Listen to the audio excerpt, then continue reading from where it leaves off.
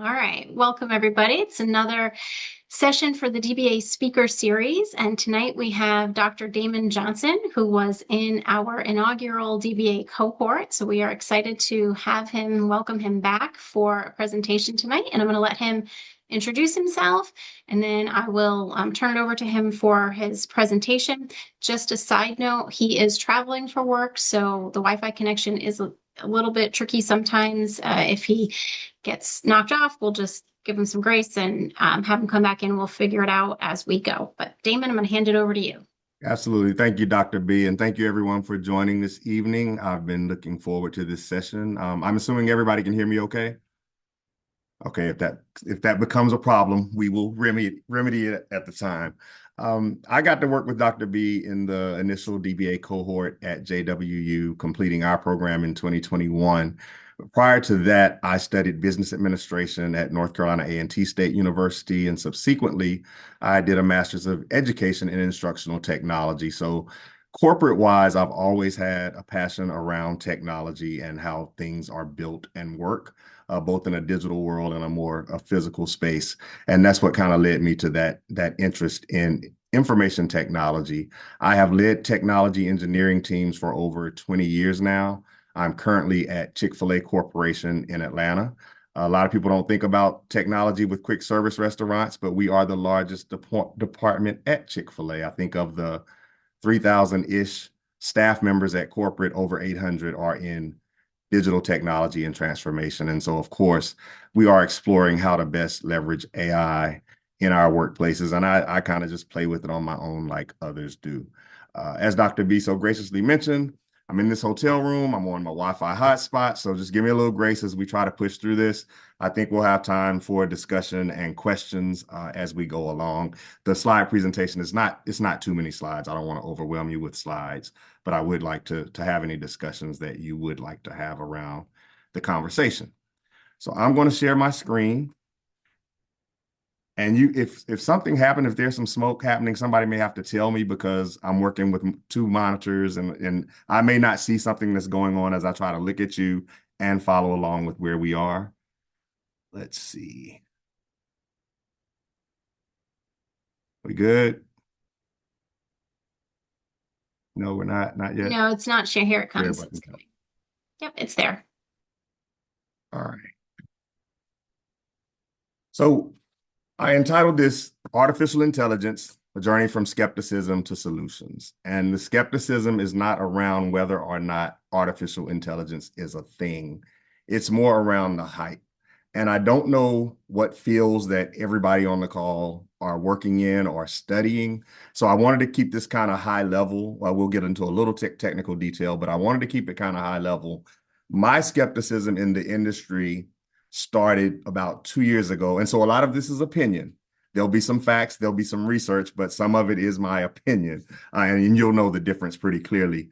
But my skepticism started about 2 years ago when every commercial said that something had AI built into it. Whether it was a product we know in like TurboTax with AI or LinkedIn careers with AI. And I was thinking, well, some of these products are only doing what they've always done. From a technical standpoint, for those who write program code, it was really advanced automation. And to some degree, it still is. But there are real world practical uses for artificial intelligence. And what it's important to know as we track the growth of artificial intelligence is where we are now, what are those tools, and what are some of the categorizations of those tools that we have at our fingertips? Because it's this big thing, it's AI, but it does have categories. And agentic AI, a chatbot, for instance, is not necessarily the same thing as a large learning model like Google. So we'll kind of step through some of that as we go through it and try to separate the hype from reality. And we will get to talking about specific solutions and how they're implemented. Let's see. I think we just covered most of what we're going to talk about. I will spend a moment on prompt engineering. Prompt engineering is something we'll spend a few moments on this evening. Prompt engineering is kind of how you communicate with an AI platform or an AI tool set to generate the output that you're looking for. So you're engineering a prompt. You're calling the artificial intelligence to do something. Some universities I've seen, I don't know if they started down the path and reverse course, but a couple of years ago, this was being introduced as a major, as a academic major. Being in the industry, I don't see the need for a prompt engineering major. I see the need for it to be a component of a program for someone who's interested in artificial intelligence and prompt engineering. But I don't understand what you'd cover in a major in and of itself. Maybe that's something I need to look into, but that's just where I stand on it. But we will talk a little bit about prompt engineering because it is extremely important when you start talking about driving toward the output that you want when you interact with these systems. Skepticism. Why is there skepticism? There is a concept of AI bias where there is systematic, unfair structured errors that are different from random mistakes. And I'll give two examples of those. And I have links to articles that I can share with Dr. B when I get back to Atlanta. I'm in San Diego, by the way. When I get back to Atlanta, I can share some links to the articles that I delved into to help build some of this. But AI bias, so I'll give two examples. Uh, Amazon had a hiring AI agent that collected information about candidates, but when it was evaluating those candidates to see who would make it to step two, those processes, those automatic processes had a bias against women.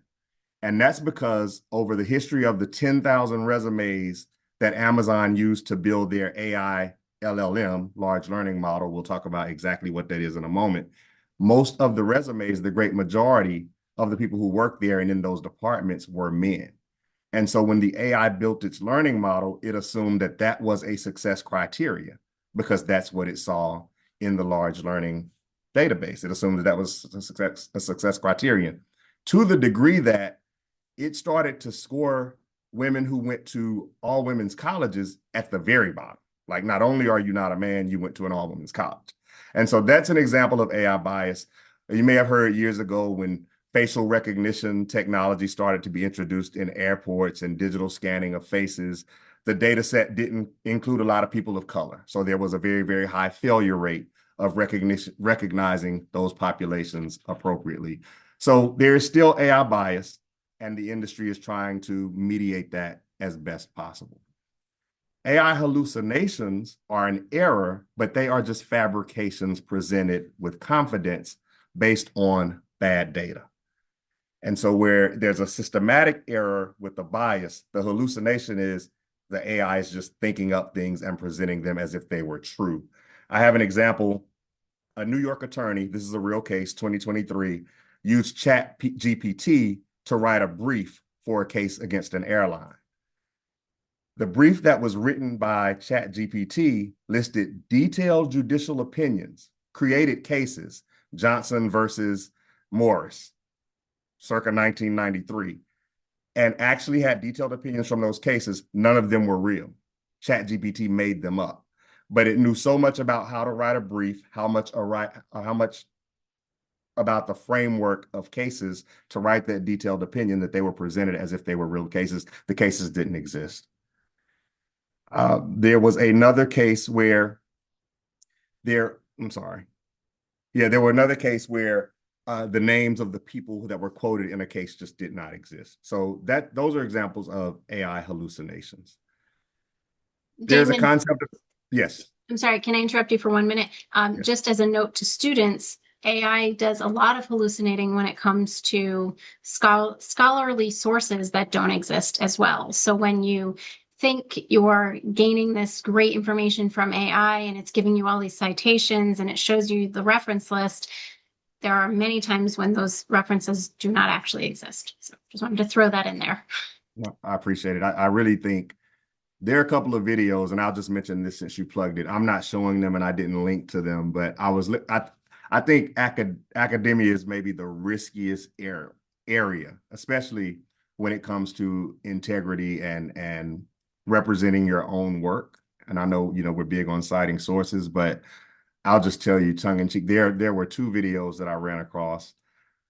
One was titled, is AI the death of academia?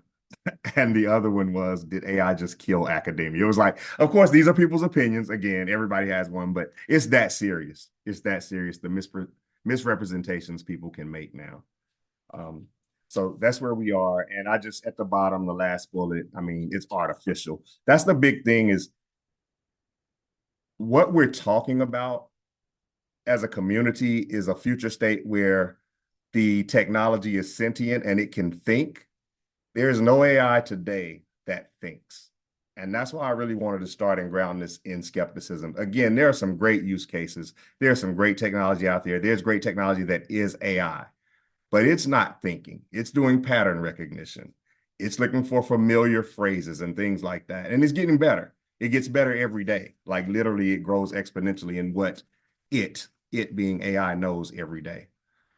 So I'm not going to go through these two articles, but I did. They are good articles and fairly recent. I think 2023, and I can't see the date on the other one right now, but I found them noteworthy to share with you. And again, I'll share this deck as soon as I'm back in Atlanta so that Dr. B can pass it out. But stop calling everything AI. It's just computers doing computer stuff. That's my favorite one to read through, and they're not very long. But it gives very good examples of things that you may touch and see every day. But if you look at the commercials on television now, they would make you think it could have never happened without AI.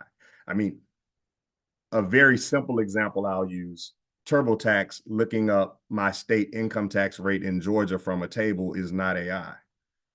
It's just not. It's looking at a table saying you live in Georgia, you're in this income bracket, this is your tax rate, right? So powered by AI has become a marketing term. And on this, and by the same sense, the California Review Management article on the right, AI washing the cultural traps that lead to exaggeration and how CEOs can stop them. Now, in all fairness, because the JWU faculty did such a great job with me back in early 2020s, I will also share articles from the other side of the conversation where we talk about the benefits and why IA is what it claims to be to some degree. So let me just do a program check on where we are. Oh, okay. Cool. This is a good spot. So I have a couple of other examples. Amazon Go. I don't know if anybody ever had the opportunity to go to one of the Amazon Go stores, but I did. I think I was in Seattle, maybe right before COVID. And that was the concept store where you walk in, it doesn't have employees, and you grab a soda and some chips and some gum and you just walk out. And it knows, Amazon knows you bought these three things, and it just debits your account or whatever payment method you have on file with Amazon. It was a big deal. There are still 40 Amazon Go or Amazon Fresh stores left in the country. But what was discovered later is that the just walk out technology was actually 1,000 people in India, and there were cameras all over the store. And so when Damon grabbed that 16-ounce orange juice from the refrigerator, someone was keying it in, right? So the magic was literally behind the curtain. But that was the Amazon Go by AI. And that's just another example. There's a wild example on the internet about a company that marketed its water as water infused with AI for optimal performance. And it was filtered water. It was proven that it was just regular, good old filtered water. So that's a part of the AI washing that happens, and it creates more skepticism. Before I switch screens again, I'm going to try to show two videos about the skepticism of AI. Now, they're very short. Neither is over 90 seconds. And they may not even be a minute because, again, I was keeping in mind the flow of the session. But I do want to show them. It's going to make me switch windows. But did anybody have any questions before we jump to those shorts?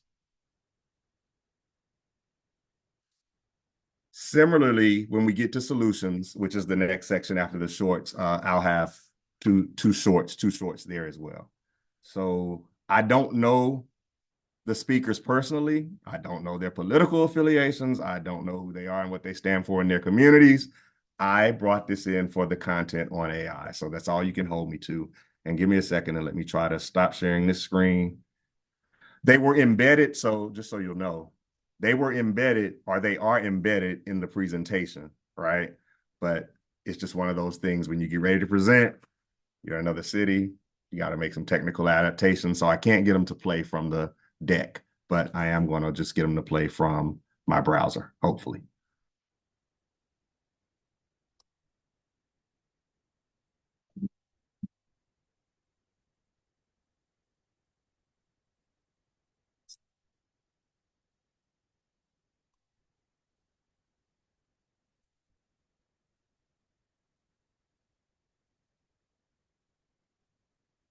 So I'm moving a few things around.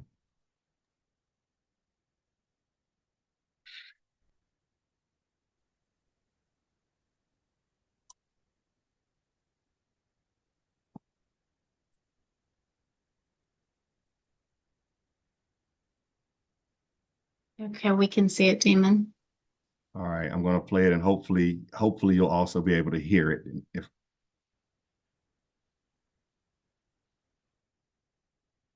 And I feel like AI is really, it's really been a fleece on hedge funds because I think that yes, it streamlines businesses, and yes, you're going to lose jobs in certain areas, but in the end, I don't think AI is everything that's been cracked up to be.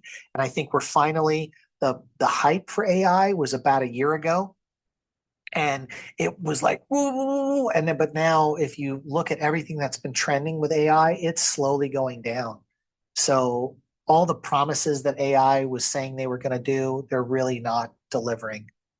So I think AI will be a tool in the toolbox, if you will. But for most part, I feel like AI in general, like if you're using Chat GPT and things like that, it's really just a souped up version of Google search. It's like it'll help you do a template, versus you creating a template if you're doing like a form or something. But it's not life changing. I just don't see it as life changing. And that's again, Tony, like you're saying about the um, when AI came out, everyone just changed their headline of their H1 tag in their website to say AI this or AI that. I invested 2.4 million to build my own AI internally at Prophecy. So we're an AI first, AI native company. And then when you look in our space, it's almost like you look at a cereal box and it says, I don't know, healthy or like all the fiber you need or paleo or whatever buzzword, and it's actually not good for you, right? You have to go back, look at the nutritional facts. So in that same vein, you have people that are using the word AI. It's all hype. So they're just saying that they've got it without the tech to back it up. And then when you go and see how it works, they start saying, oh, we've got proprietary patents and algorithms. And then really you dig deeper and you're like, wait a minute, this is a bunch of if then statements. These are Excel spreadsheets that are like duct taped together. And it's very, very misleading. When AI came out, everyone just changed their headline of their H1 tag in their website. All right, so let me get back to the presentation. And we're going to start talking about solutions in just a second.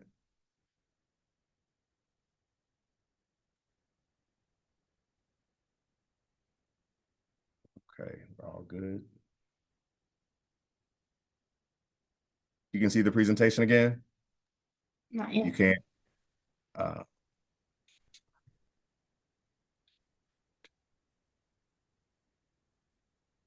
Yes, now we can. okay, so thank you. So in summary, just want to kind of point out that there's really no intelligence there, but the skepticism can help us avoid falling for the hype. Dr. B, you mentioned like an academe, you need to check and double check and verify and confirm. And I think that's very important. So it just prevents us from buying into that overhype, especially if you're submitting a paper or academic research or something like that. Like you really want to be sure that you can stand behind it and that one, for integrity, but two, can we backtrack to like the New York case versus the airlines where we find out that half of your citations weren't even real.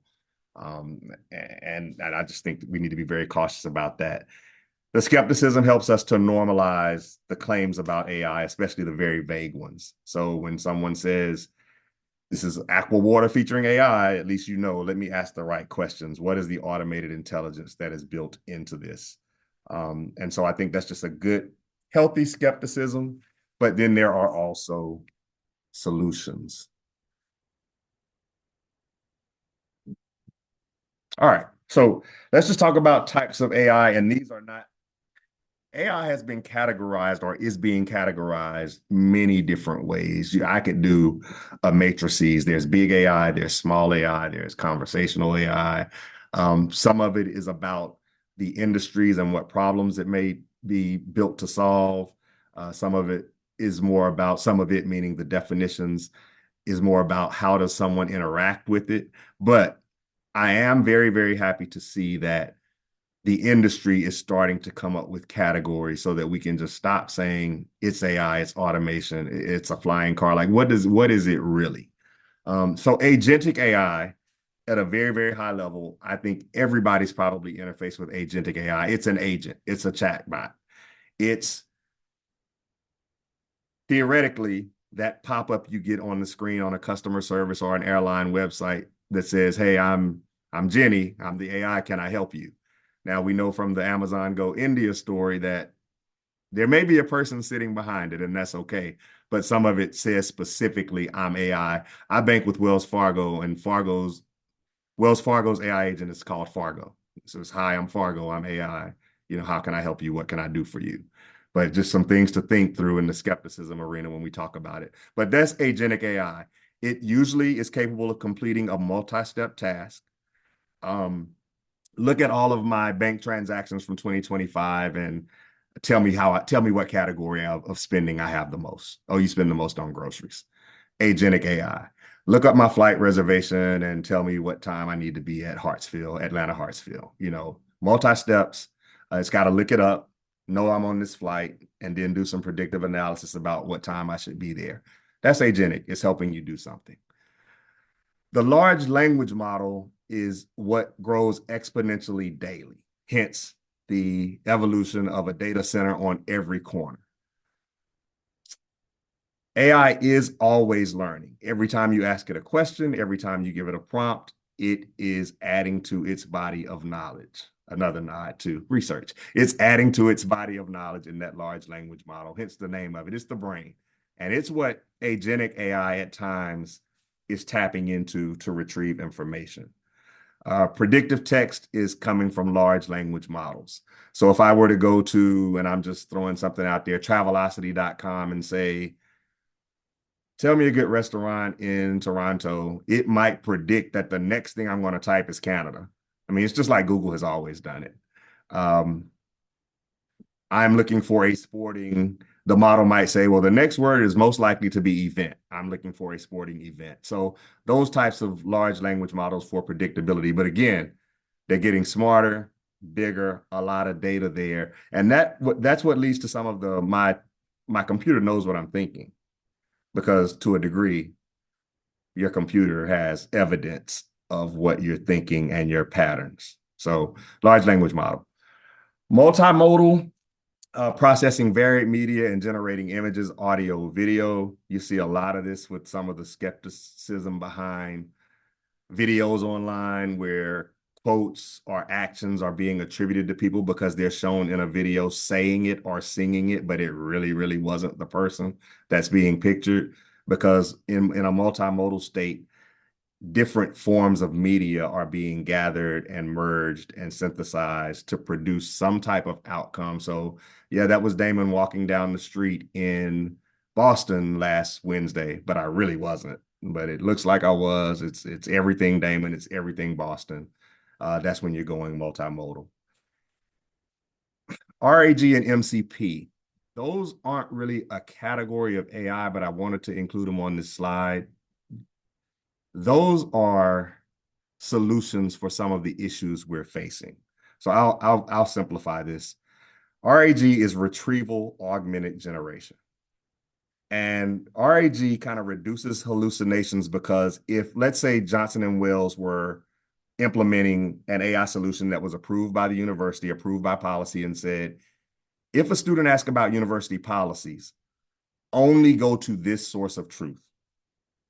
So it's a point. It says only these are your sources. And I think this is going to be very, very important with academic research. These are the only sources you can pull from. And so you are less likely to get a hallucination because it's not making up an article that fits the criteria based on a prompt.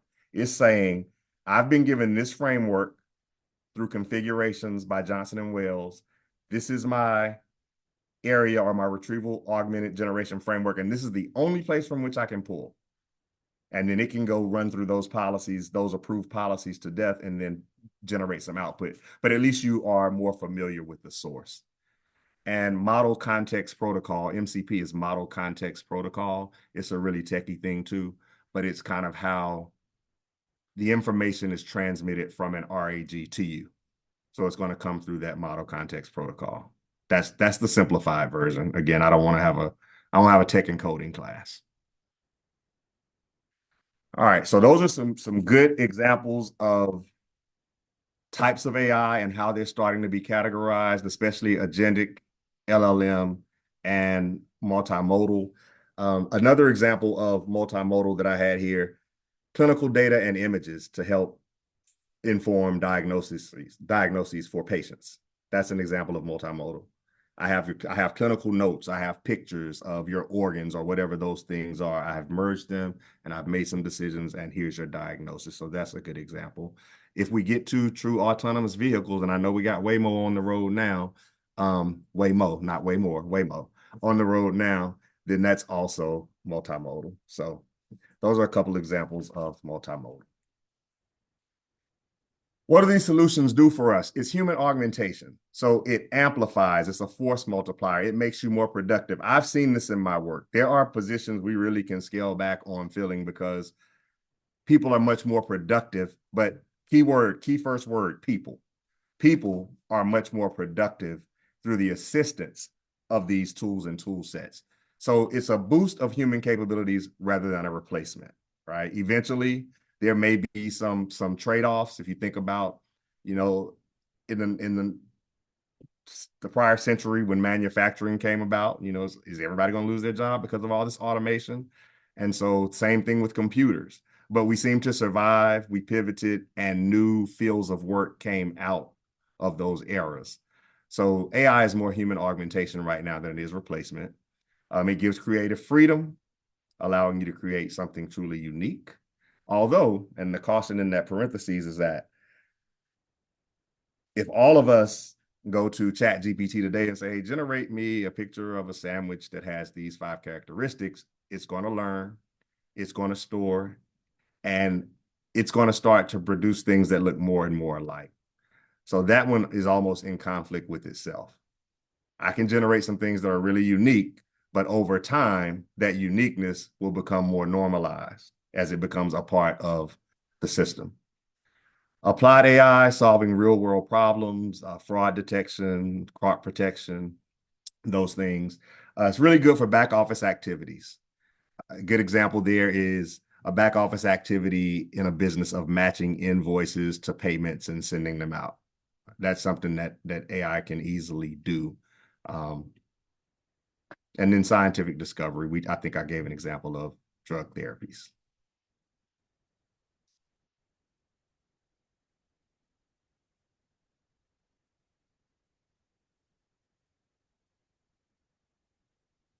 Can you all hear me? Because I see my computer is doing funny things. We can hear you. Okay. Try it again.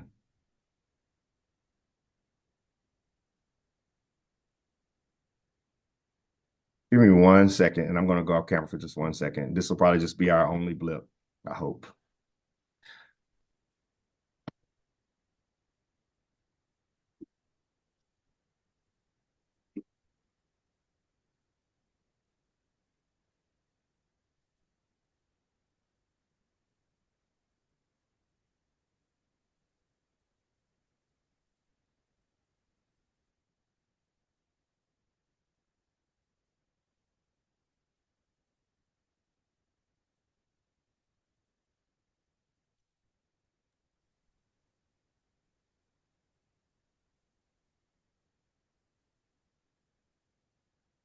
Okay. 1 second. Can you still see the presentation? No. You don't see the presentation anymore.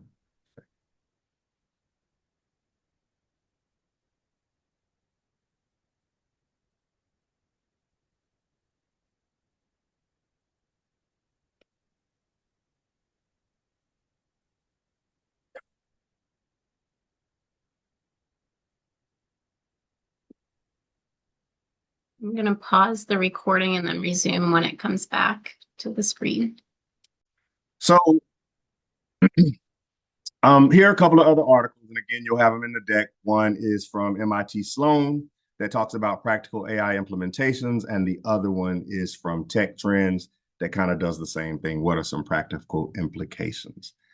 I don't want to lose you guys again, so let me try to go through. I'll save my attempt at the last two videos for last because we only have a couple more slides left. But as you can see, everything is freezing on me here.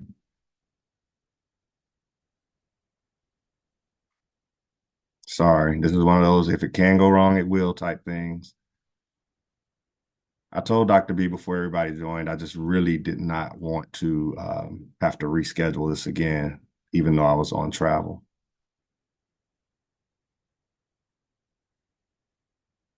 Hopefully I'll get through these slides. And again,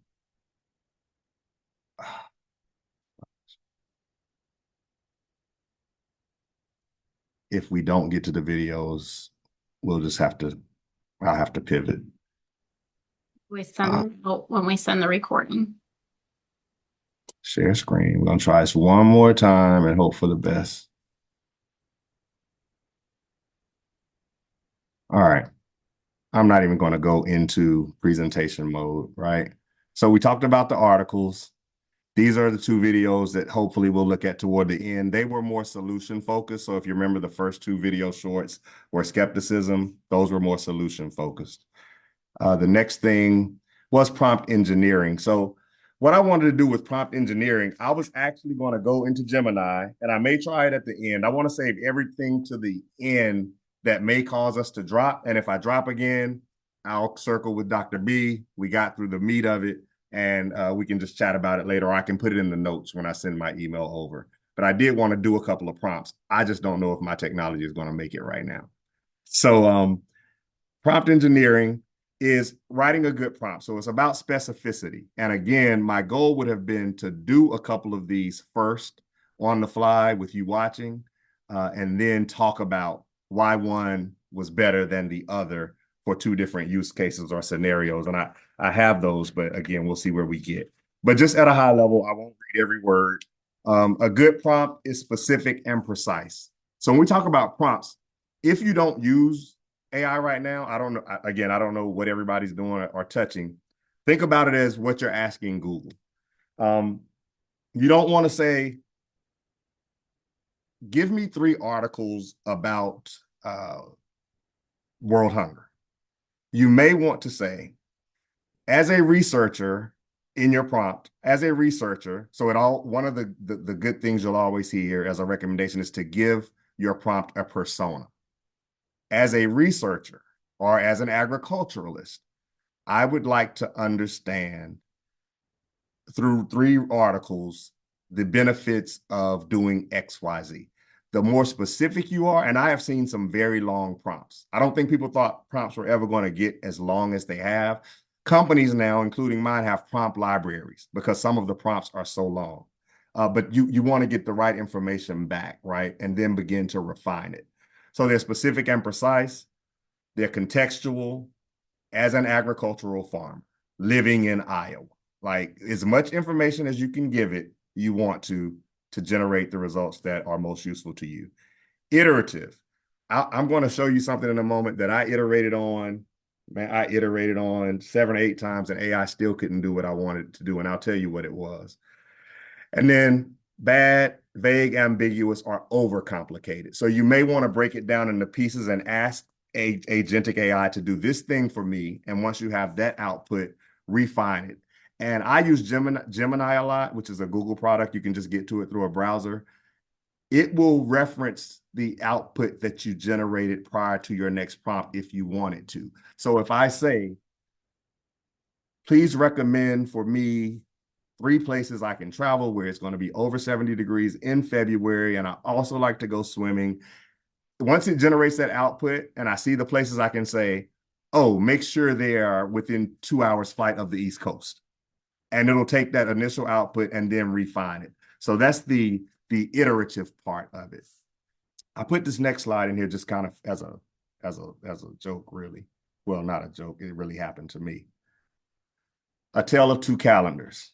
So I had a reason that I needed to generate an image of a January 2026 calendar, and I needed it to circle the 10th in red. This is something I really needed for something I was working on. And the 10th was a date that I needed to really socialize to people. So this is one of the things I wanted to do to emphasize it with my message. To this day, it has not generated an appropriate January 2026 calendar. It doesn't start on the right day. If you look at the top one on the left, there are 2 9ths. There are some other issues in there. I think we go from the 25th to the 27th. The one on the bottom, it does a lot of things. Oh, 1, 2, 3, 1. If you look at the days of the week, 1, 2, 3, 1, 5, 6. So this is kind of a silly example, but it really, I mean, if it's right, if this is, and this was last week, if this is where it is with calendar generation, there's a note at the bottom of Gemini that says, Gemini can be wrong. Please check your work. Think about it in the halls of academia if it's doing this with the calendar. What I decided to do, refinement, iteration. I went back to Gemini and I said, find a copy. No, I said, find a January 2026 calendar online. Highlight the 10th with a red circle or box. So you can see the Shutterstock watermark. I didn't do that. Gemini went out to Shutterstock and said, here's a he asked me to go find a calendar that exists. He didn't ask me to make one and then to highlight the 10th because it didn't come from Shutterstock with that circle around it. So very high level imagery, but just to show you. And again, on the one on the left, I went through that 8 or 9 times and I kept refining it. Start whatever January started on a Thursday, the month starts on a Thursday. Make sure the days of the week are in sequence. It still has not produced me an accurate. So I'm done with it now, but that's my tale of two calendars. So yeah, I think we talked about some good solutions, and this is the last slide, and then we'll see if I can do a couple of prompts before we wrap up. Legalities, we talk a lot about the legalities where I work. When we create something or we use coding assistants, which are agentic AI, to write computer code, then who owns it? Who really owns it? Is it public domain or is it proprietary to our company? Legal departments are struggling with that type of decision. Source attribution, as Dr. B mentioned, 1, is it real? And 2, I don't know if, I meant to look this up, but I had to get out of Atlanta last week. I don't know if APA has been updated on how to cite something that you pull from there AI. are guidelines for it. Again, that's a evolving area as well. Okay, cool. Intellectual property, kind of talked about that. Who owns it once an agent or something else builds it or helps you build it? I just think academic policies are going to be really, really impacted by this.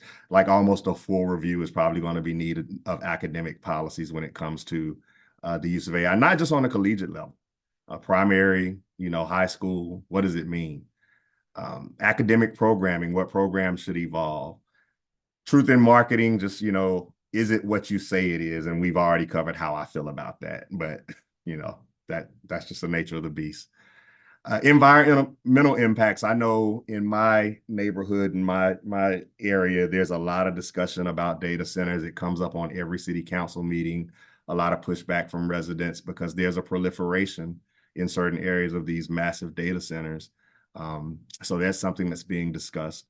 And there's a side of the argument that says there are a drain on the electrical grid and the water systems in those areas. So it's a lot to think about. Liability. This one may seem clear cut, and this wasn't really the example I thought about when I put the slideshow together, but Waymo, I don't know if everybody's seen one of the self-driving cars recently, maybe December, November, went around the stop arm of a stopped school bus. It hadn't been trained on that particular edge case. So it went around a school bus that had the stop arm out. So what is liability going to look like when there are errors? Because there will be errors, and there have been errors.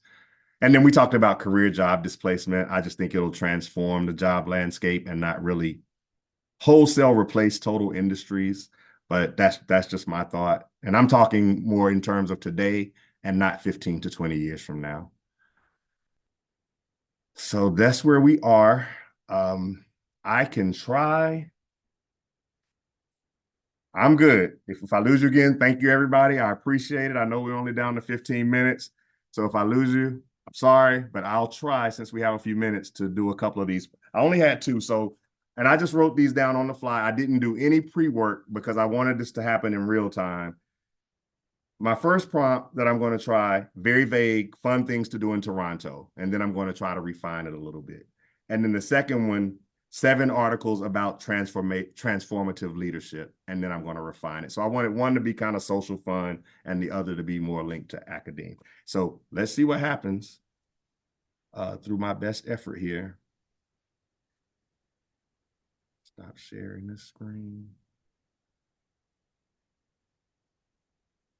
Any questions while I pull up Gemini? Discussion?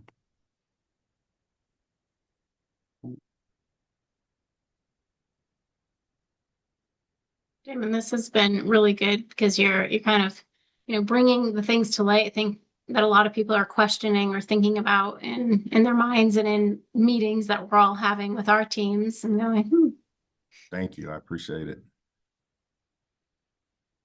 All right. Let's see. I was in a training session about a year and a half ago, and the gentleman doing the training said he always tells AI please, and I just never forgot it. He said he's always very kind to AI, so it's a carryover from that training session. Please list 7 things. I heard it gives you better results. I don't know that that's true, but I always say please, and I try to be polite as well. Please list 7 things for me to do in Toronto. By the way, I enjoyed everyone. I'm nervous now since we lost the computer that time. All right. Take a view of the CN Center, explore the distillery, historic district, eat your way, yada, yada, yada. Okay. I'm going to say, as a middle-aged, don't try to guess, male traveler going to Toronto. I'm making this up on the fly. Traveler going to Toronto with 2 nieces. What would you suggest as activities for 2 days? I do not want to return tired. All right. Sometimes, and I'm sure you've seen this, it'll ask you for more. See, afternoon tea. That's clearly for the nieces. And it broke it into days. I like it broke it into days. It says, here's a low effort, high reward itinerary designed for a middle-aged traveler and 2 nieces. So that's that specificity we're talking about. And it's probably putting all of us to bed pretty early, based on, you see, evening, a show, or early dinner. And then it gives you some options if you're not so tired. I want to try the second one, and then we'll wrap and do something with academics. I just put a note here for myself. Please present 7 articles on transformative leadership.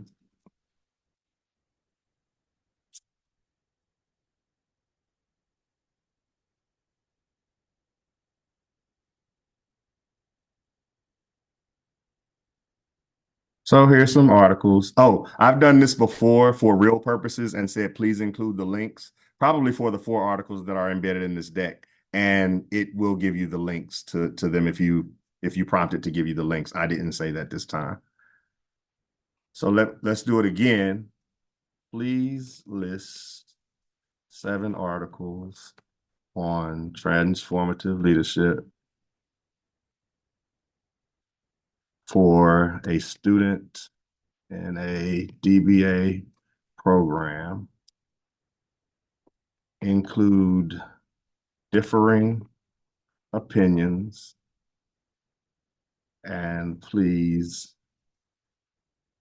include APA citations for each article.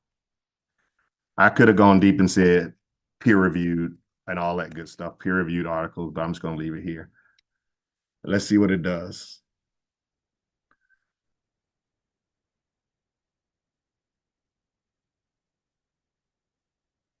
There you have it. So my whole point with both of those is just to say we went from vague, we got vague responses, kind of generic, and then we got specific about what we really wanted, and we got back kind of more in line with what we wanted. And Damon, by doing it this way, where you're asking for the citation, makes it much easier to copy that citation out and go put it into a database to see if it's a real article. So thank you for that. No problem. It makes it easier for a student too. I wish I had this a couple of years ago. But no, I understand there were API citation generators back then. I never used one. And none of them are perfect anyway. So it's always good to have, I was just looking, that first one said authors redacted, which is interesting. I noticed that. Yeah. Or maybe not the first one, might have been the second. I don't know. It was one of the first. Yeah, second one. It was the second one. But I also like the way it summarized the core argument at the top. You kind of knowing you're in a program that's looking at things like that. So that's where we are. These videos are very, very short. Again, since you're here, let's see what we can do. There's only the last two. Damon, before you play them, just in case, does anybody have any questions for Damon? That way, in case we lose him. I'm sorry, and I'll stop it. I think it's going to start already. Just go here. ChatGPT or an AI thing. I don't think people. Any questions? Okay. These are short. This one had a little humor to it, but these are both very, very short if we get to show both of them. Here we go. I have a question. That Alexa and Google Home and Apple Home are about to use this for real, for real. I don't think people realize it's going to look like this. Hey, Alexa, I have 6 of my son's friends coming over. 2 are lactose intolerant. 1 is vegan. 3 are a mess, and I'd like them to eat and I'd like them to eat a little healthier.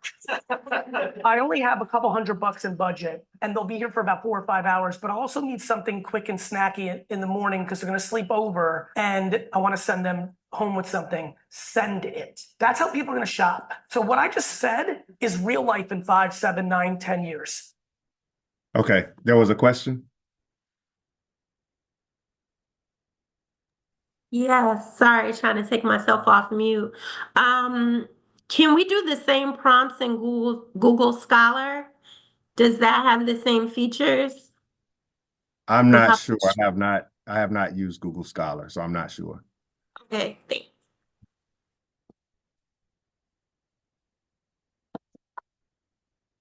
And I think we can stop here. There may have been one more. Oh, here it is. This is the last one.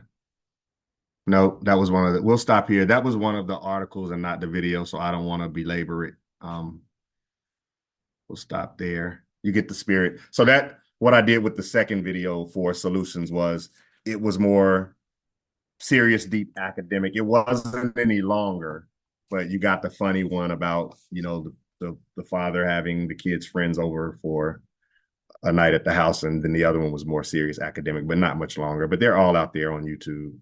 And again, I will send the deck over. And thank you for your patience as I glued this technology together this evening. This has been great. Elena, just to answer your question, I just did a quick Google search. Google Scholar does pull in AI. It pulls in Gemini and another Scholar Labs. It says this is an experimental feature. It analyzes detailed research questions, identifies key topics, searches broadly, and ranks results, explaining how each paper answers the query. So my guess is, just like everything else, Google Scholar is starting to incorporate some of what they're calling AI. Mm-hmm.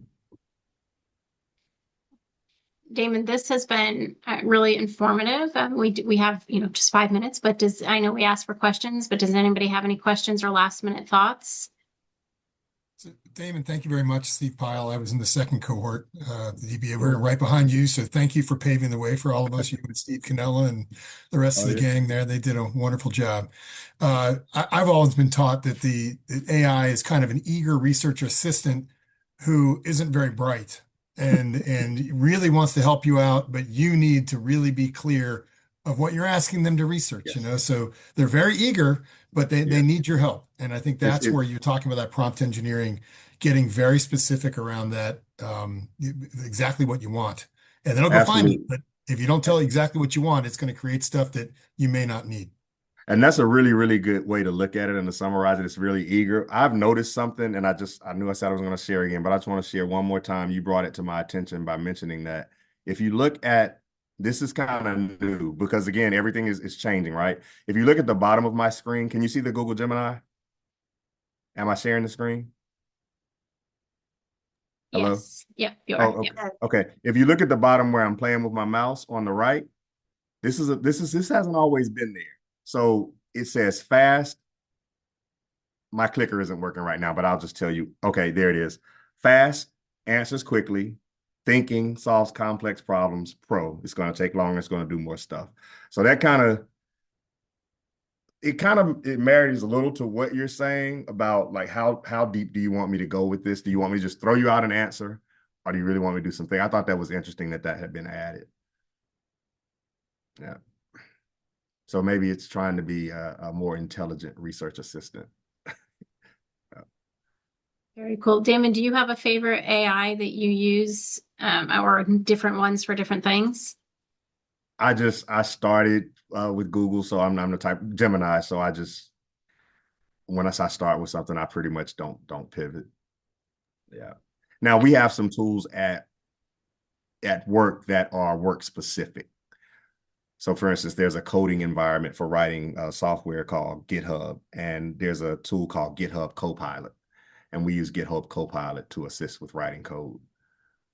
Excellent. Google has Notebook LM as well, and I have been telling everyone I can about it. I'm loving it right now. That's my favorite one because you can put in content and have it change the media of it. So I'm putting in slide decks that I've created and having it change it into a 5-minute video, Oh yeah. and things like that. And it's doing a phenomenal job. For the DBA program, we actually put in our 75-page program handbook and had it create two things, a podcast, and it's a male and a female going back and forth. We didn't have to write a script. It's all scripted, very well done. And then it did, I think, a 7-minute video or 12 minute, I don't know, whatever. It did a video of the handbook as well. Yeah. And the graphics are great. You know how sometimes if you have it create an infographic or a PowerPoint, or a slide deck, it doesn't always spell the words right, like you were seeing with the calendar, things like that. But in the videos, so far, for them, I've only seen one that could have been questionable, the number, but everything else has been coming out really great in Notebook LM. Yeah. Yeah. And I'll share an example because we talk about productivity and we want people to go out here and use it. I was comparing 3 potential partners to come in and do some work with us at my company and recorded all the meetings in Microsoft Teams. After those meetings, I had Microsoft Copilot do a transcript of the meetings and build a table. And I I said, here's what I want on the top row and here's what I want on the column for my matrix. But then you fill in with bullets the outcomes from those 3 different conversations. I clicked submit and it was done. So, Great. yeah. Elena, did you have another question? Yes, it's Ilana. I have two comments. So I have used Notebook LM at work, and I just had a light bulb. Does JWoo have a subscription for the paid version for our Notebook LM Plus? We are not currently doing that. No, we're through Johnson Wales, we're mostly using Copilot. Okay. And then for Damon, I had a question. Oh, why do you solely use Google? Is it for preference or is that your recommendation? Because I toggle between different platforms just depending on what I want to say. Sometimes it's like, this isn't concise enough. Let me try this. I don't like what that platform said. Let me plug it in somewhere else. Yeah. And I think that's great. Like to compare output from 2 different platforms. Gemini is just close. Outside of work, I don't use it for anything deep. Like that trip planning I was showing you, that's something I would really use it for. So it was never a reason for me to try it. I think at one point I tried ChatGPT when it was all the hype and it required an account and a login. Gemini doesn't. You just Gemini AI and you're there. So that's probably ease of use and familiarity. But I do, if I were doing something academic or something that where the output was more serious, I probably would at least run it through two of them. Yeah. Gotcha. And work, I know, using Microsoft and Outlook, it's automatically there. So you can just kind of use Copilot. So, okay, thank you for that. No, no problem. Thank you. We really appreciate Thanks this. again. Always nice to welcome back alumni, and definitely with a topic. I know, thank you for all of you that joined us tonight. And I know other people have emailed me saying, I can't make it tonight. Can you please send this out? So, Damon, once you get your materials in, then we'll send this recording out. But thank you so much for coming back and giving back to us. Thank you. I appreciate the invite. Thanks, everyone. Bye-bye.